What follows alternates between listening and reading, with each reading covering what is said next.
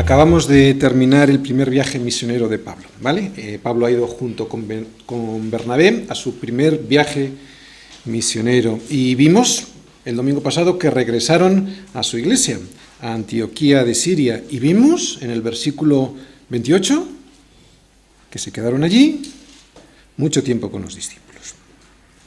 Ahí estamos, en Antioquía, ¿de acuerdo? El domingo dijimos que se quedaron allí mucho tiempo porque hacer discípulos es tan importante como llevar a la gente a los pies de Cristo. Comentábamos que por muchos creyentes que consigamos en una iglesia, si no trabajamos para que esos creyentes se conviertan en verdaderos discípulos, entonces nuestra tarea evangelística no habrá valido absolutamente para nada, ya que son discípulos lo que el Señor quiere, no tan solo creyentes. Proclamar la palabra de Dios, decíamos el domingo pasado, realmente no es muy complicado, cualquiera lo puede hacer con ganas y con el Señor en su corazón, pero lo difícil es enseñar, lo difícil es discipular, ¿no? Por eso vemos como Pablo y Bernabé, dice este versículo, que se quedaron allí mucho tiempo con los discípulos. Lo que hoy vamos a ver también consiste en quedarse mucho tiempo con los discípulos, aunque van a salir de viaje, ¿eh? Porque aunque vamos a ver que salen hacia Jerusalén, y ahora vamos a ver el motivo, ese viaje pretende algo muy importante, y es que la fe de los discípulos salga fortalecida, ¿eh? Y fortalecida en la verdadera doctrina del Señor, cuya base es la fe, no en cualquier cosa, la fe en el sacrificio vicario de Cristo, ¿no? Y no en la fe de unas obras o de unos ritos. Vamos a leer todos los versículos de hoy, y luego, como siempre en Semilla, iremos versículo a versículo. Hechos 15, versículo 1. Entonces, algunos que venían de Judea enseñaban a los hermanos: si no os circuncidáis conforme al rito de Moisés, no podéis ser salvos. Como Pablo y Bernabé tuviesen una discusión y contienda no pequeña con ellos, se dispuso que subiesen Pablo y Bernabé a Jerusalén, y algunos otros de ellos, a los apóstoles y a los ancianos, para tratar esta cuestión. Ellos, pues, habiendo sido encaminados por la iglesia, pasaron por Fenicia y Samaria, contando la conversión de los gentiles, y causaban gran gozo a todos los hermanos. Y llegados a Jerusalén, fueron recibidos por la iglesia y los apóstoles y los ancianos, y refirieron todas las cosas que Dios había hecho con ellos. Pero algunos de la secta de los fariseos, que habían creído, se levantaron diciendo: es necesario circuncidarlos y mandarles que guarden la ley de Moisés. Y se reunieron los apóstoles y los ancianos para conocer de este asunto.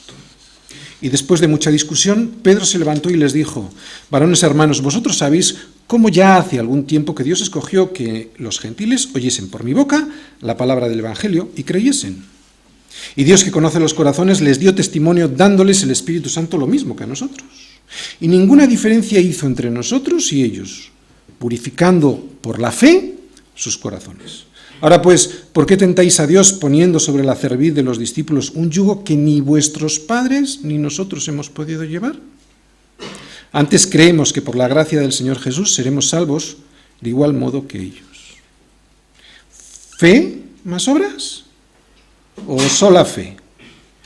Pedro y Pablo en un mismo sentir, Hechos 15, del versículo 1 al 11. Y atención, no solo Pablo y Pedro, también, aunque hoy no lo vamos a ver, Bernabé, Santiago, ¿no? Santiago, como decimos, hoy no vamos a escuchar lo que dice, lo veremos el próximo domingo.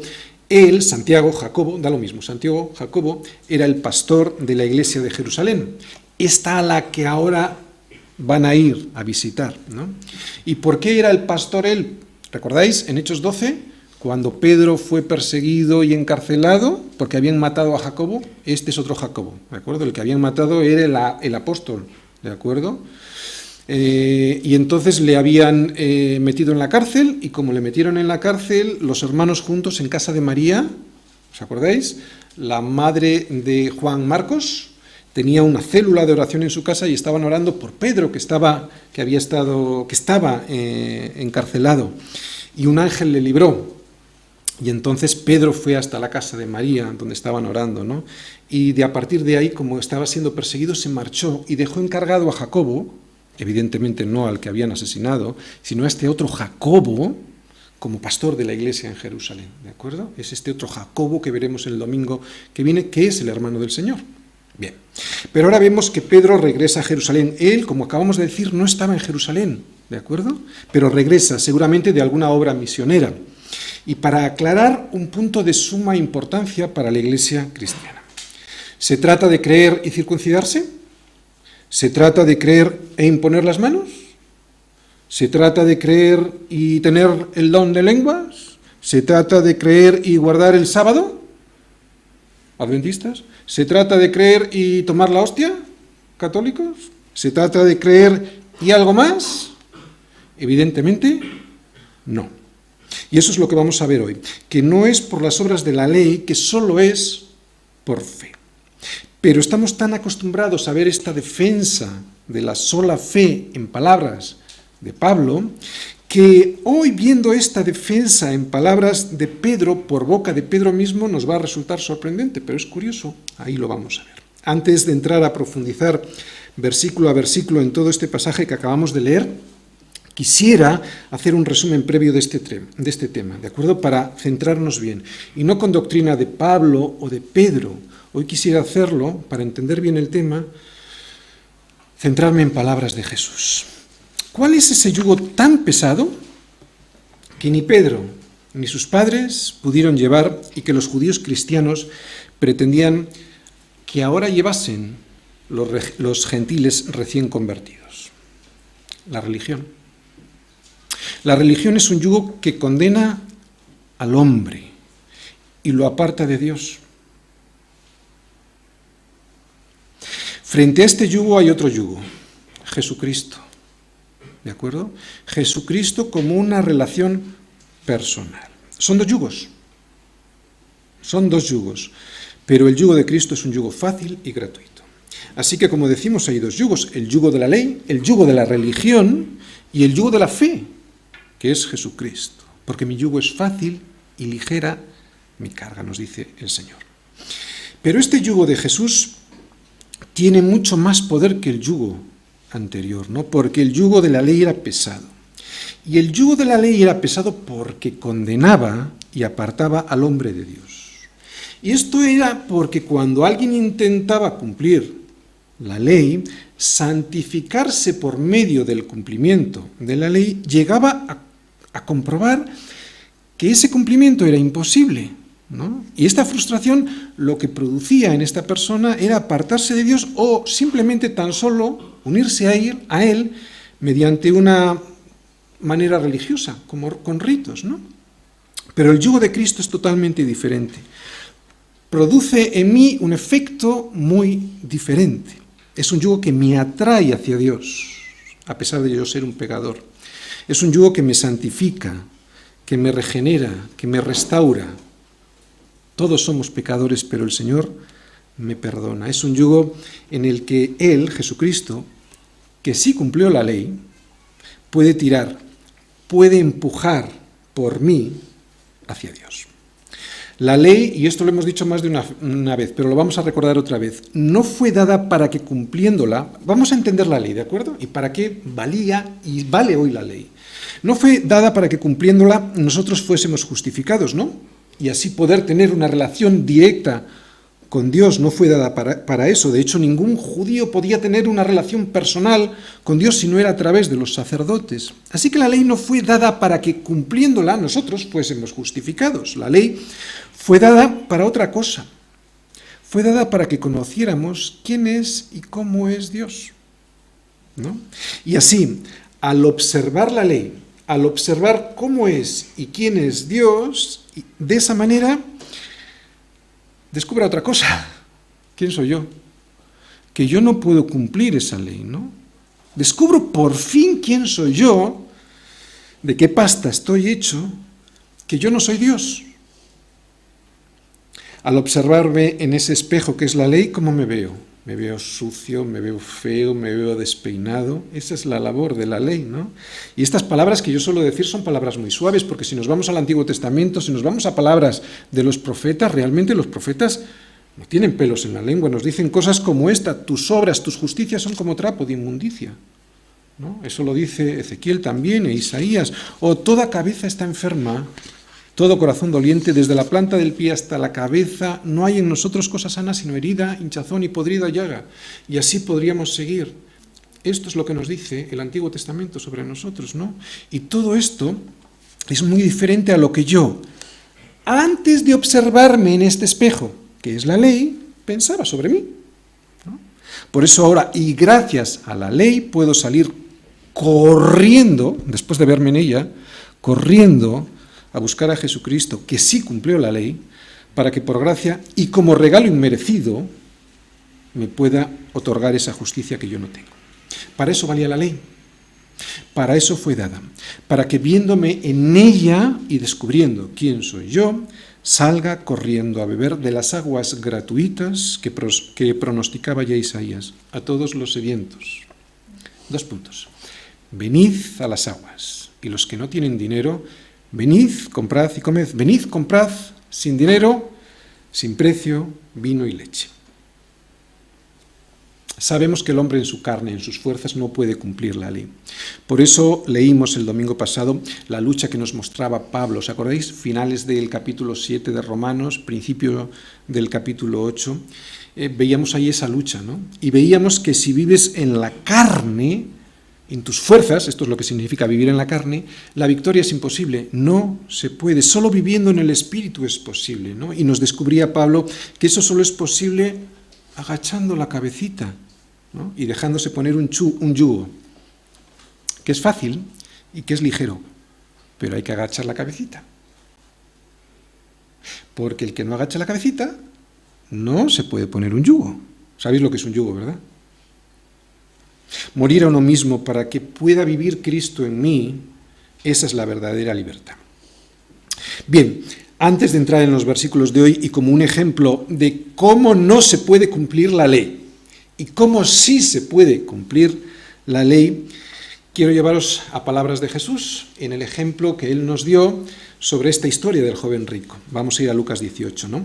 Este joven fue buscando a Jesús para preguntarle qué es lo que era necesario para poder entrar en el reino de los cielos. Pero fijaros, como le fue buscando como a un maestro, el Señor le respondió como respondería un maestro.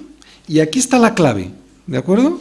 Para entender por qué es por fe y no es por obras. Vamos a leer Lucas 18, versículo 18. Habéis llegado todos, ¿verdad? Quiero que estéis todos con la Biblia y el que no la tenga se lo va a perder porque es muy interesante, es una historia muy interesante. Versículo 18, fijaros. Un hombre principal le preguntó diciendo, Maestro bueno, ya empezó mal. Maestro bueno, ¿qué haré para heredar la vida eterna? Jesús le dijo, ¿por qué me llamas bueno? Ninguno hay bueno sino Dios. Y fijaros, ahora le va a responder, pero le va a responder como un maestro, porque como a un maestro le preguntó, ¿y cómo respondería un maestro? Versículo 20.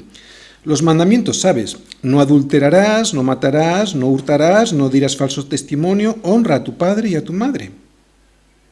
Y ahora viene la respuesta de este joven. Orgullo religioso. Él dijo, todo esto lo he guardado desde mi juventud. Jesús, oyendo esto, le dijo, fíjate, le sigue respondiendo como un maestro, ¿de acuerdo? Aún te falta una cosa. Vende todo lo que tienes y dalo a los pobres y tendrás tesoros en el cielo y ven, sígueme. ¿Sabéis lo que le acaba de responder? Esto es el resumen de la ley. Este es el primero de los mandamientos. Amarás a Dios sobre todas las cosas. Entonces él, oyendo esto, se puso muy triste porque era muy rico. O sea, de alguna manera le está demostrando que no está cumpliendo la ley. Ni siquiera el primer mandamiento, porque está amando más a sus posesiones que a Dios mismo, ¿no? Versículo 24.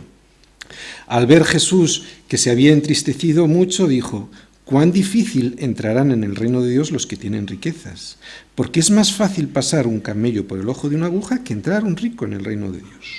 Bien, aquí mucha gente se confunde y solo quiere ver a gente que tiene dinero. No, en absoluto, y lo vamos a intentar demostrarlo. Está refiriéndose, aquí pone el ejemplo del dinero, pero puede ser cualquier cosa a la que tú te aferres, ¿de acuerdo? Puede ser tu fama, tu belleza, tu posición social, tus estudios, tu inteligencia. ¿De acuerdo? Puede ser cualquiera de esas cosas, porque si realmente fuera el dinero, no tiene mucho sentido lo que le responden los discípulos, fijaros. Y los que leyeron esto dijeron, ¿quién podrá ser salvo? Claro, esta respuesta no tiene mucho sentido con lo de la riqueza solamente, porque claro, había mucha gente pobre, ¿no? ¿Quiénes podían ser salvos? Pues los pobres. No está hablando de eso. Es un ejemplo de todo lo que nosotros hacemos para atarnos a las cosas, sean riquezas materiales o sea cualquier cosa. ¿Entendemos? Bien. Y entonces él les dijo, nadie. No dice eso, ¿eh? Pero le está diciendo, Jesús está diciendo, nadie puede ser salvo. En otras palabras está diciendo, por la ley, nadie. Solo por la gracia. Lo dice Jesús, fijaros. Lo que es imposible para los hombres, cumpliendo la ley, no dice eso, pero bueno, me entendéis, ¿verdad? Es posible para Dios. O sea, por la ley nadie, es por gracia. Entonces Pedro dijo, he aquí nosotros hemos dejado nuestras posesiones y te hemos seguido. Y esto es cierto, le habían seguido. Pero hay algo más importante todavía. Habían sido elegidos para ser seguidos. ¿Sí? ¿Quién fue? Fue Jesús quien fue eligiéndoles a los discípulos. ¿Os dais cuenta? Y él les dijo, de cierto os digo, que no hay nadie que haya dejado casa, o padres, o hermanos, o mujer, o hijos por el reino de Dios, que no haya de recibir mucho más en este tiempo. ¿Os acordáis cuántas veces yo os digo que el reino de los cielos comienza ahora? Está diciéndolo Jesús. Lo va a recibir incluso en este tiempo y también en el siglo venidero, la vida eterna. El yugo de la ley, por ser imposible su cumplimiento, nos condena. El yugo de Jesucristo, por haber cumplido la ley, nos salva, pero nos salva por gracia, como regalo de Dios. Lo acabamos de escuchar en palabras de Jesús. Así que el yugo de Jesucristo no solo no nos condena, sino que consigue en nosotros una maravillosa experiencia de libertad. ¿La ley es buena? Sí. ¿La ley es recta? Sí. La ley es pura, lo dice el Antiguo Testamento. Los mandamientos del Señor alegran el corazón, nos dice el Salmo 19. Entonces, ¿cómo es posible esto si la ley nos condena? Pues porque este yugo de Jesucristo es fácil. Y es fácil porque quien arrastra es Él, y quien dirige a dónde hay que ir es Él. Es Él quien lo hace, lo que es imposible para mí, lo hace posible Él. Pero atención, si me he rendido, si he bajado la cabeza para poder ser puesto un yugo sobre mí, un yugo que es fácil y ligera la carga, ¿no? Pero tengo que bajar la cabeza y ahí está lo difícil, ¿no? Porque decir esto, todos los cristianos lo dicen, pero bajar las orejitas, esto ya es otro cantar. Si realmente llevo el yugo de Jesucristo, fíjate, entonces me daré cuenta, después de un tiempo, de que he perdonado a aquel, pues que me hizo mucho daño, ¿no? Y además lo hago pues sin ningún esfuerzo. En realidad, como Jesús hizo conmigo. Me daré cuenta que abro mi casa al Evangelio, a pesar de que me cuesta mucho que pisen mi alfombra, ¿no? Esa que me costó tanto dinero y que muy probablemente hoy no me lo hubiera comprado. Por lo menos no me lo hubiera comprado tan cara, ¿no? ¿Te das cuenta cómo nos da libertad, incluso económica? Cuando llegas a Cristo, no quieres que te pisen la alfombra, igual te hubieras comprado otra, si hubieras estado bien enfocado, ¿no? Si realmente llevo el yugo de Jesús, entonces me daré cuenta que obedezco a mis autoridades porque no me cuesta hacerlo, ¿no? Porque reconozco en ellas, ¿veis cómo el yugo es fácil y ligera la carga? Cuando he bajado la cabecita, reconozco en ellas la dirección de Dios para mi vida, ¿no? Dejo la soberbia de creerme mejor que los demás y eso produce en mí una libertad, vivir en el Espíritu. Dejo de pelear en la carne y vivo en el Espíritu. Dejo que Él me guíe y lleve todo el peso. ¿Es libertad esto o no? ¿Es un yugo? Sí, pero que sepas que un yugo vas a llevar. Elige qué yugo quieres llevar, ¿no? Es lo que nos está diciendo Jesús. Este es el yugo del que nos habla Jesús, y este yugo es del que querían privar a aquellos recién convertidos, a aquellos gentiles, estos judíos que se habían convertido también al Señor, ¿no? Yo os hablé en alguna predicación pasada que habían pasado por las iglesias del sur de Galacia, aquellas que había abierto Pablo, lo acabamos de ver en su primer viaje misionero, ¿no? Pues ya por allí habían llegado ya muchos de estos judíos previamente para decirles que había que circuncidarse, o sea, que había que hacer obras, ¿no? Son cadenas y hay muchos cristianos que tienen esas cadenas. Igual no tienen las cadenas de la ley de Moisés, pero sí otras cadenas creadas por ellos mismos, ¿no? Y hay que identificarlas. Yo entiendo que muchas veces no nos demos cuenta de que llevamos unas cadenas, ¿vale? Pero atención, si tenemos unas consecuencias, entonces podríamos identificar que hay unas cadenas, ¿no? Si tú tienes unas consecuencias negativas en tu vida, podrás identificar, por lo menos por las consecuencias, que hay unas cadenas. Ponlo delante del Señor, ¿no? ¿Tienes cadenas? Pues ven a Cristo. Y como acabamos de ver aquí en la película que os acabo de poner, si no sabes, aunque lleves muchos años en Cristo, si no sabes, pues yo estoy aquí para ayudarte, yo y toda la iglesia, ¿no? Pero recuerda, es muy importante, cabecita agacha, porque si no es imposible. Si no es imposible. Es imposible. Lo que nos explica la carta de Santiago sobre las obras que hemos leído muchos, ¿no?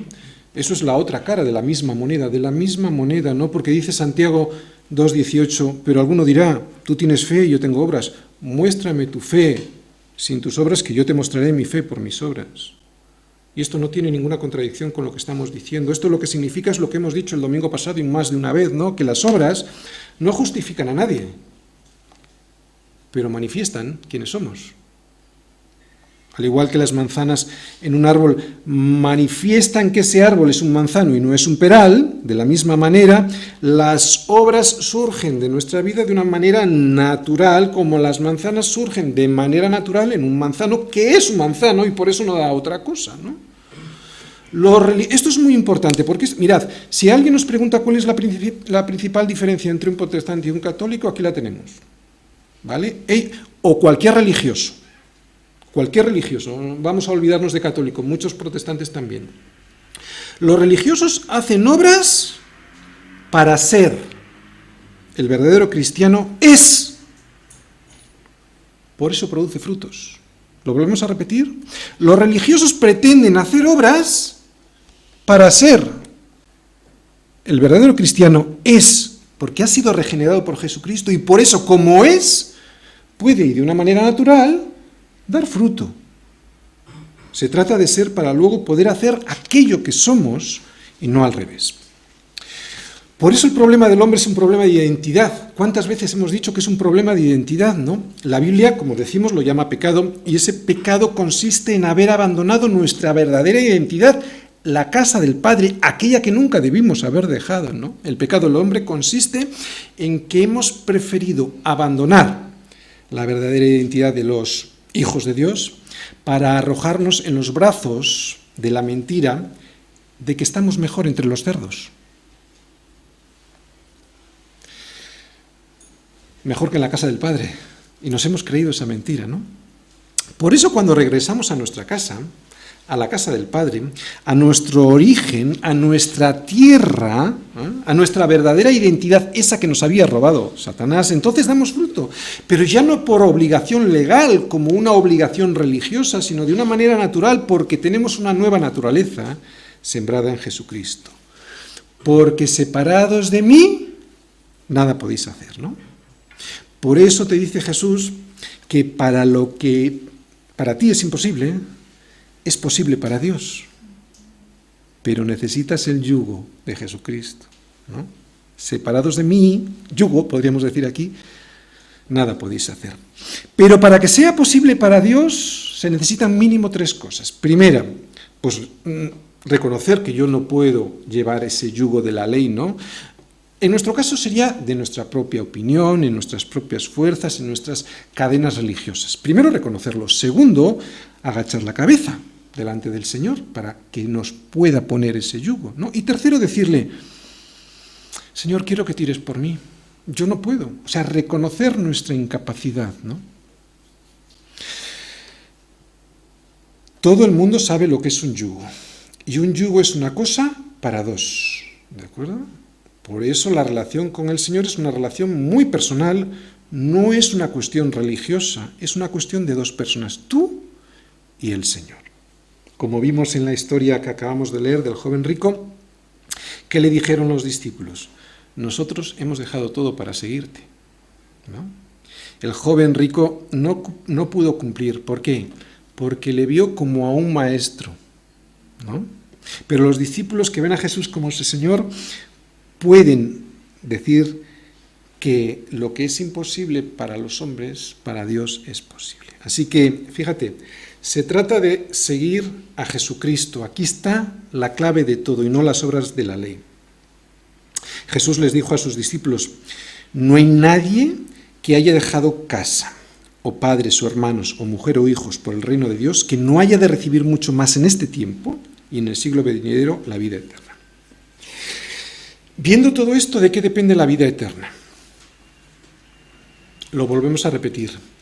De la correcta identificación de a quién has de seguir.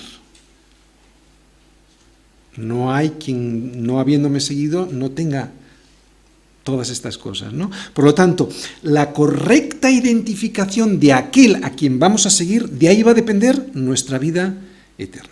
O sigues a un maestro bueno, que podríamos aquí incluir cualquier cosa, ¿vale? Líderes religiosos, filosofías, gurús esotéricos, política, tu propia opinión, etc. O sigues a aquel que hoy te está llamando para seguirle, que es Jesucristo, ¿no? Pero a Jesucristo, atención, no como a un maestro, sino como a Dios, ¿no? Bien, después de explicar qué es un yugo y de explicar que hay dos yugos y que nadie puede estar en esta vida sin un yugo, uno u otro, y de haber visto cuál es el yugo fácil y ligera la carga, que es el yugo de Jesucristo, vamos a ver esto mismo, pero en Hechos 15, y versículo a versículo. Hechos 15, versículo 1.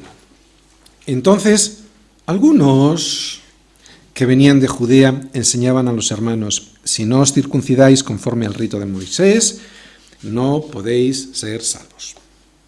Algunos.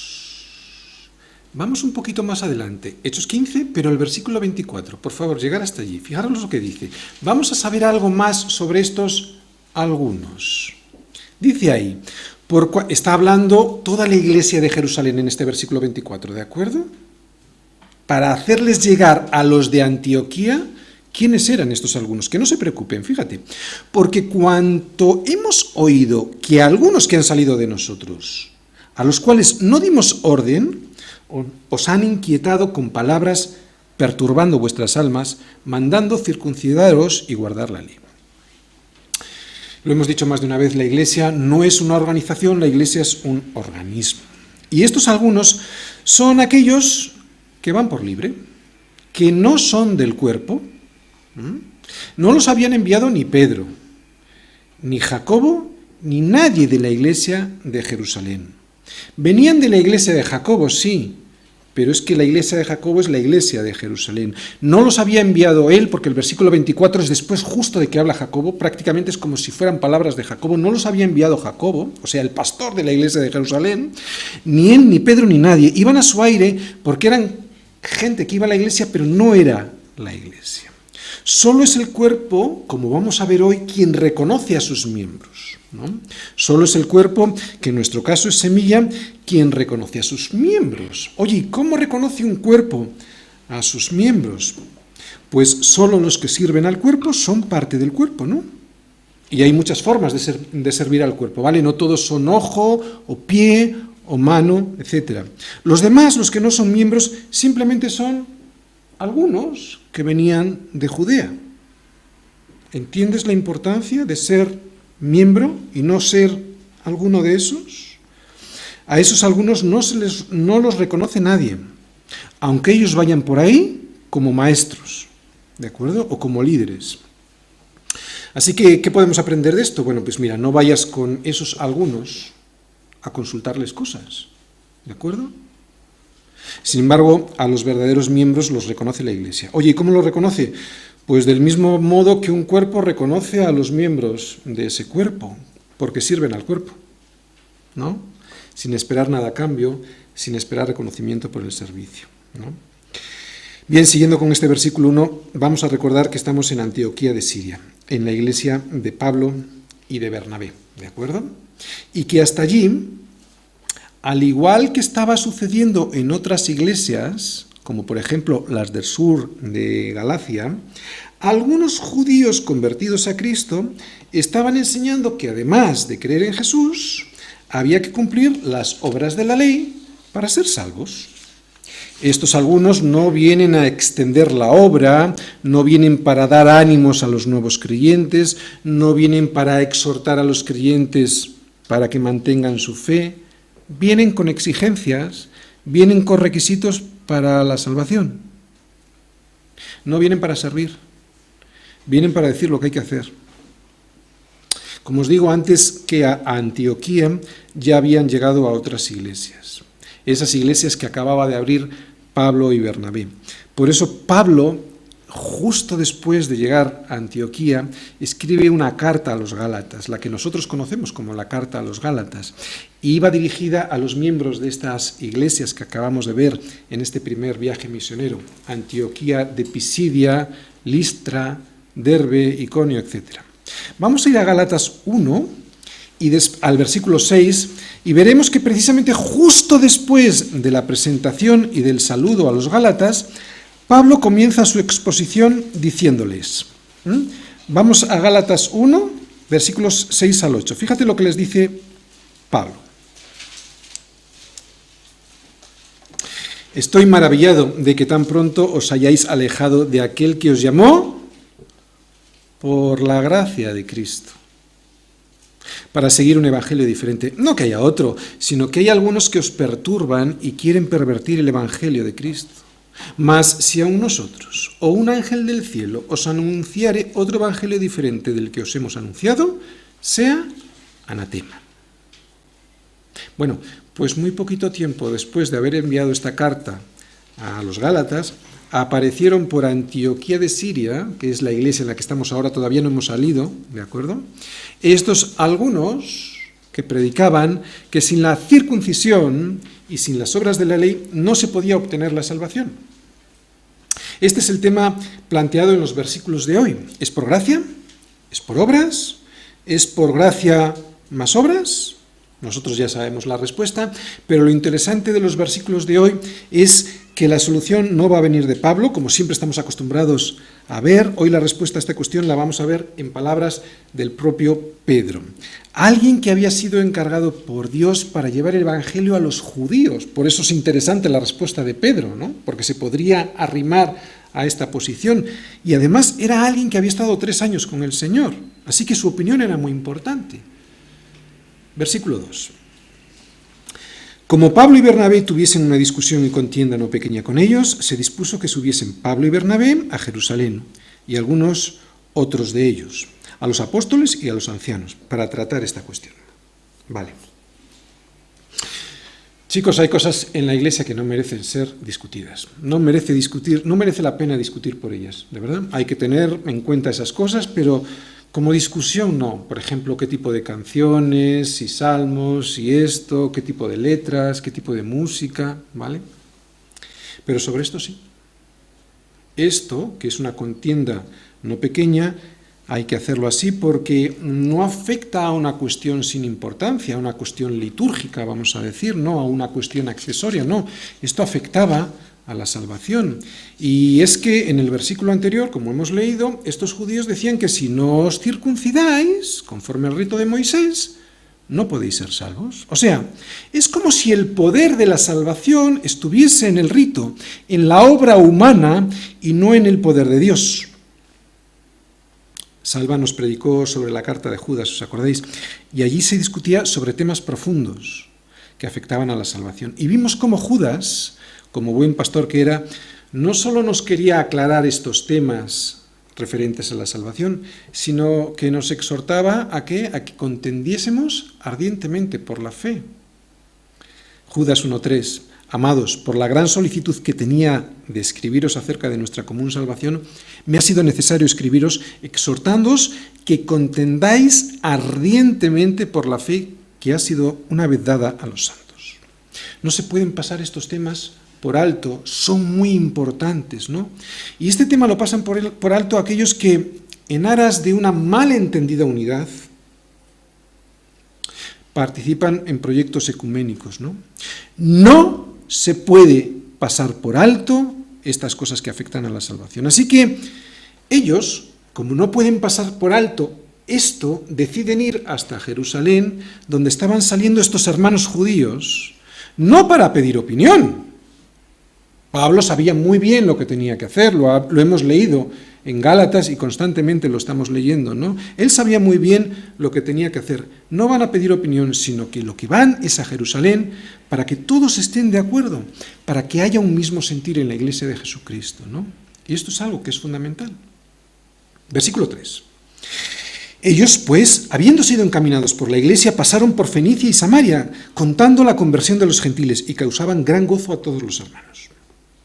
Habiendo sido encaminados por la iglesia. Me encanta esto que leo aquí, y me encanta porque me hace ver otra vez, como estamos viendo constantemente, que la iglesia es un cuerpo unido. ¿De acuerdo? Cuando Pablo y Bernabé comenzaron su viaje a Jerusalén, una buena parte de la iglesia los acompañó, les escoltó hacia su salida, ¿no? Hoy nos hemos modernizado tanto que dejamos a los pastores solos que vayan en sus viajes, ¿no? Así que aquí vemos lo contrario. A mí me encanta esta actitud porque une mucho a la iglesia, ¿no? Encaminarles hacia el comienzo del viaje implica amor y respeto mutuos. A mí me gusta mucho cuando alguien de la iglesia me viene a despedir al aeropuerto, ¿no? Me hace sentir como parte del cuerpo. Yo entiendo que son horas, cuando despegamos para América, son horas muy intempestivas, pero a mí me gusta que me vengan a despedir, ¿no? Porque los miembros se honran unos a otros de esta manera. Hay que recordar una cosa, estamos en la iglesia. La iglesia no es una empresa, ¿de acuerdo? Cuando una empresa quiere mandar a alguien a la China, pues le paga el billete y le manda, ¿no? La iglesia es una familia y la familia se acompaña en las salidas de los viajes, y lo estamos viendo aquí. Vemos también que durante el viaje iban visitando otras iglesias y que al contarles sobre la conversión de los gentiles se producía gran gozo. Y es que gran gozo produce la salvación. Y no nos tenemos que acostumbrar, ¿de acuerdo? Cuando Anne necesita una cosa, ella prefiere que se la regale yo a que le dé el dinero para que se la compre, ¿no? Así que cuando ella recibe el regalo, ella tiene un gran gozo y además ese gozo me lo transmite a mí. Gozo que no tendría si se lo hubiese ganado ella misma comprando el regalo con su propio dinero. ¿A qué esto ocurre? ¿No? Esto casi siempre me pasa en su cumpleaños, ¿no? Cuando yo no sé qué regalarle y le pregunto por algo que a ella le gustaría, ella me dice, no quiero saber nada, ¿no? Que si no, no es lo mismo. Y eso es porque el regalo inmerecido e inesperado produce gozo. Cosa muy diferente si me lo compro yo con mi dinero, porque como me lo he ganado, me lo merezco, ¿no? Cuando alguien cree que se lo merece porque se lo ha ganado, ¿no? Se lo ha ganado por sí mismo, entonces no tiene gozo. Que menos, ¿no? Porque yo lo valgo. Y eso es porque el regalo inmerecido e inesperado, como decimos, produce un gozo, ¿no? De la otra manera, es todo lo contrario, produce soberbia. Como hemos dicho, porque yo lo valgo, eso produce soberbia, ¿no? Y además no produce gozo. Podrá haber una alegría superficial cuando te lo compras, y pasajera, pero no el gozo profundo que produce la salvación cuando es como regalo inmerecido, ¿no? Cuando alguien está sistemáticamente sin gozo, constantemente quejándose de todo lo que le pasa, tiene un problema. O no ha recibido la salvación, o como cree que se la merece, que es lo mismo que no recibirla, pues entonces no la disfruta. Y el gozo se contagia. Cuando Anne tiene el gozo del regalo, me lo contagia, ¿no? De la misma manera como se lo estaban contagiando aquí Pablo y Bernabé a todos los hermanos en Fenicia y Samaria, ¿no? Vamos a entrar en el versículo 4, pero antes quiero que veáis el mapa. Fijaros en el mapa, ahí veis una flecha que va desde Antioquía, que es donde estamos ahora mismito antes de salir, hasta Jerusalén, pasando por toda Fenicia. Fenicia es lo que hoy se entiende por Líbano, ¿de acuerdo? Eso es donde estamos ahora, en las iglesias de Fenicia, y ahora van a llegar a Jerusalén en el versículo 4. Fijaros, leemos. Y llegados a Jerusalén, fueron recibidos por la iglesia y los apóstoles y los ancianos, y refirieron todas las cosas que Dios había hecho con ellos. Muy bien, a pesar de todos los problemas surgidos, vemos que hay unidad. Les reciben como a iguales. Y aquí volvemos a ver que no dicen lo que ellos han hecho por Dios, sino todo lo contrario, lo que Dios ha hecho por ellos. Si Pablo y Bernabé hubieran ido por las iglesias de Fenicia circuncidando a la gente, se habrían visto obligados a contar lo que ellos habían hecho, ¿no? Hemos circuncidado a muchas personas en Antioquía, hemos circuncidado a muchas personas en Listra, en Iconio, en Derbe. Cuando haces obras para ganarte algo, no cuentas quién te lo ha regalado, porque no te lo ha regalado nadie, lo has ganado tú, ¿no? Te lo has ganado tú, lo has hecho tú, por eso hablas de ti, y es normal que así sea, porque lo has hecho tú. Yo me lo he ganado. Pero cuando es por gracia, y reconoces que es un regalo, dices lo que están diciendo aquí, refieres todas las cosas que Dios ha hecho, no las que tú has hecho, ¿no? ¿Quién lo hizo? Dios. ¿De quién es el mérito? De Dios. ¿Quién se lleva la gloria? Pues Dios, ¿no? Versículo 5.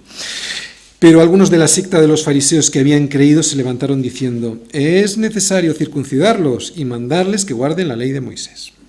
Es necesario. Significa que la obra de Cristo no fue suficiente, ¿no? Hay que es necesario hacer algo más, como hemos dicho, podemos poner cualquier obra religiosa, ¿de acuerdo?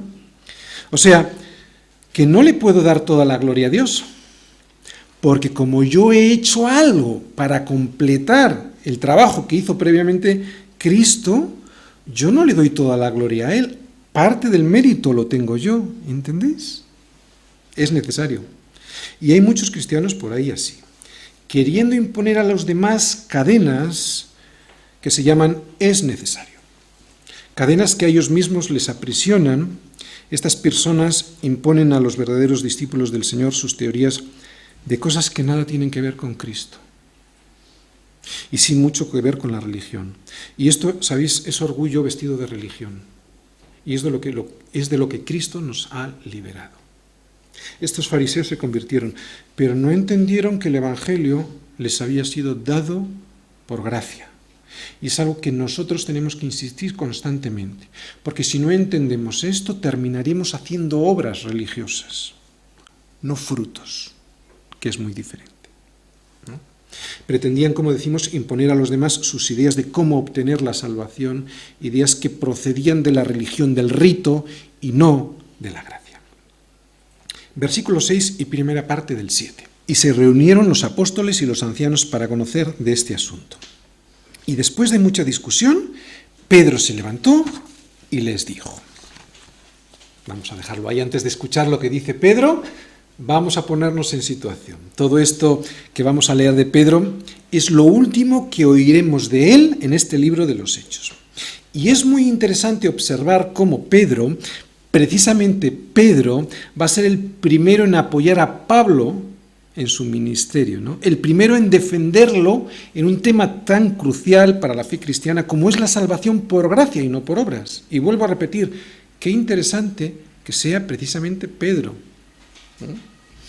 Para entender bien este momento en el que estamos, y antes de seguir con el discurso de Pedro, vamos a ver lo que pasó poquito tiempo antes en la iglesia de Pablo, que es Antioquía, de donde han salido ahora. Vamos a ver lo que pasó. Vamos a Gálatas 2, versículo 11 y siguientes, para recordar lo que Pablo les tuvo que decir a Pedro sobre este tema antes de que se encontraran en Jerusalén. Hemos dicho Gálatas 2 y desde el versículo 11.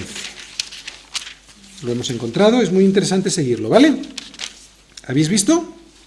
¿Llegado? Gálatas 2, versículo 11. Estamos en Antioquía, lo volvemos a repetir, la iglesia de Pablo. Pedro está de visita, ¿vale? Pero cuando Pedro vino a Antioquía le resistí cara a cara porque era de condenar. Pues antes que viniesen algunos de parte de Jacobo, No venían de parte de Jacobo, quiere decir que venían de la iglesia de Jacobo, ¿de acuerdo? Comía con los gentiles, pero después que vinieron se retraía y se apartaba porque tenía miedo de los de la circuncisión. Y en su simulación participaban también los otros judíos, de tal manera que aun Bernabé fue también arrastrado por la hipocresía de ellos.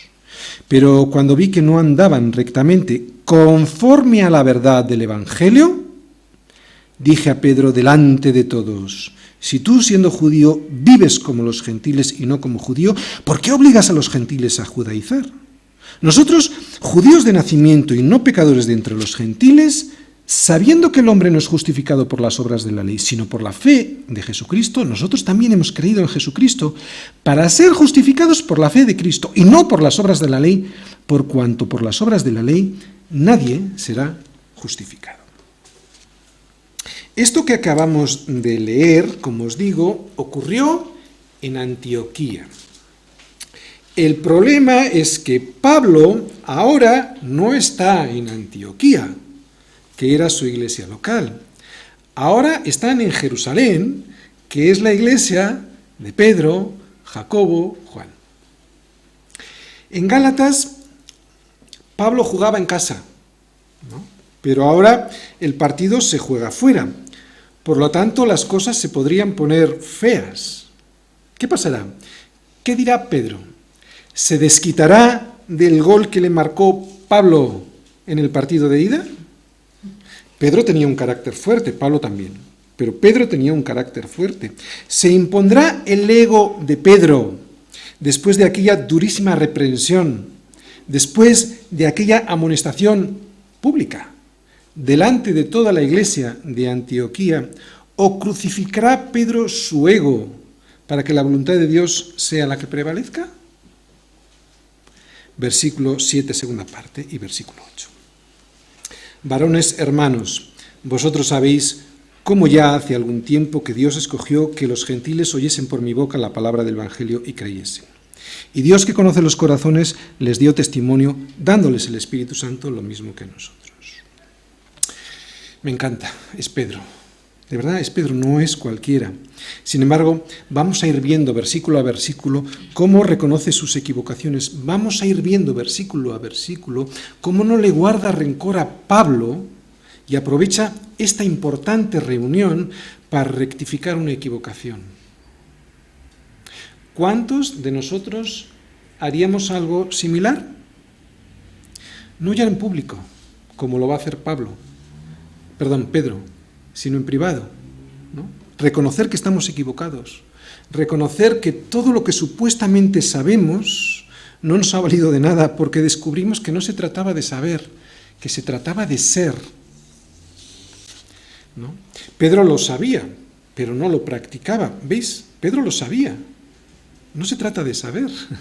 Pedro lo sabía, pero no lo practicaba. No es una cuestión de solo de saber, es una cuestión de ser. El corazón de Pedro me gusta porque me recuerda además al corazón de David, ¿no? Y solo los corazones así, los corazones humildes y humillados, pueden también humillarse delante de los demás. Esta actitud es la que Dios desea, ¿no? Para que podamos realmente ser bendecidos. Los sacrificios de Dios son el espíritu quebrantado. Al corazón contrito y humillado no despreciarás tú, oh Dios. Estos versículos 7 y 8 me enseñan que es Dios quien lo hace todo, no nosotros. Fijaros lo que dice ahí. Primero, es Dios quien escogió a los gentiles que oyesen. Volvemos a repetirlo, es que lo hace Dios todo, para que no te enorgullezcas y no creas que es mérito tuyo. ¿Esto significa que yo me quedo en casa cruzado de brazos porque lo va a hacer Dios? No, yo tengo una obligación, salir y predicar el Evangelio.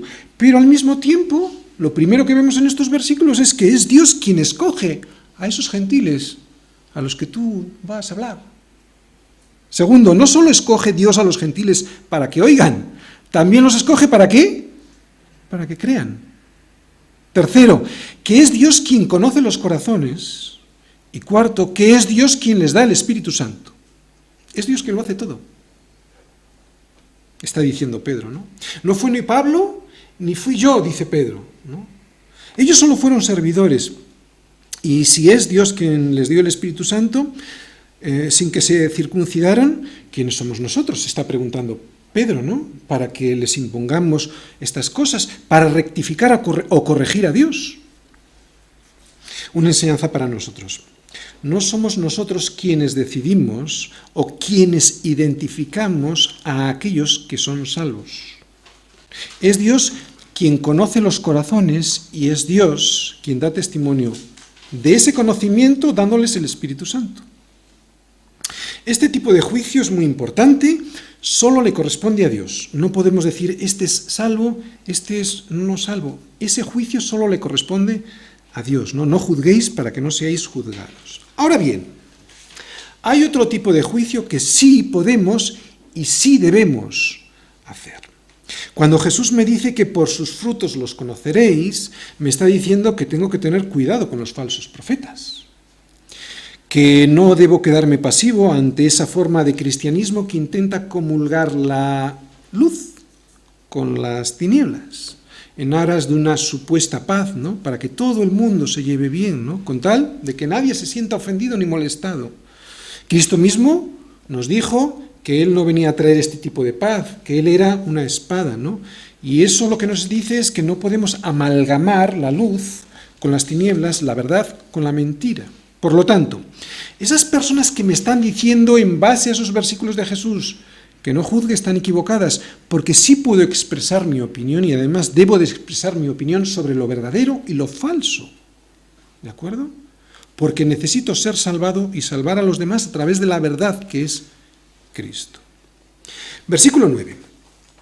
Y ninguna diferencia hizo entre nosotros y ellos, purificando por la fe sus corazones. La circuncisión no purifica.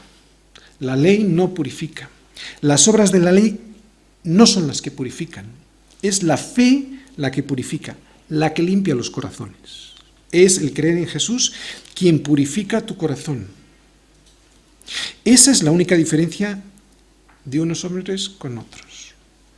La única diferencia de unos hombres con otros es Jesús, que purifica, la fe en Jesús purifica nuestros corazones.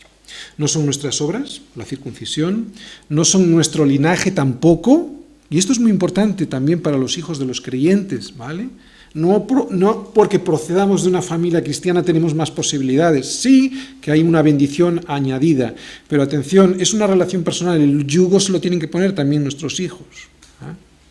No son estas cosas, ni la circuncisión, ni nuestra herencia, quienes determinan nuestra santidad. Solo es Dios quien la determina, al darnos una fe que purifica nuestro corazón. Así que es la fe la que limpia, no las obras. Lo hemos explicado hasta la saciedad.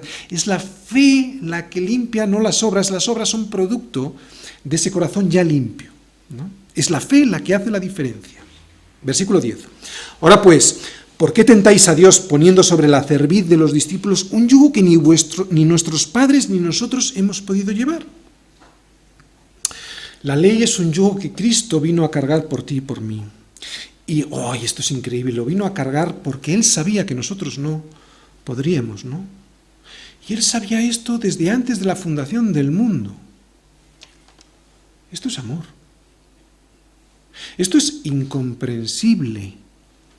Pensadlo un poquito, ¿no? Que Dios, sabiendo, porque hay mucha gente que piensa que este es el plan B de Dios. No.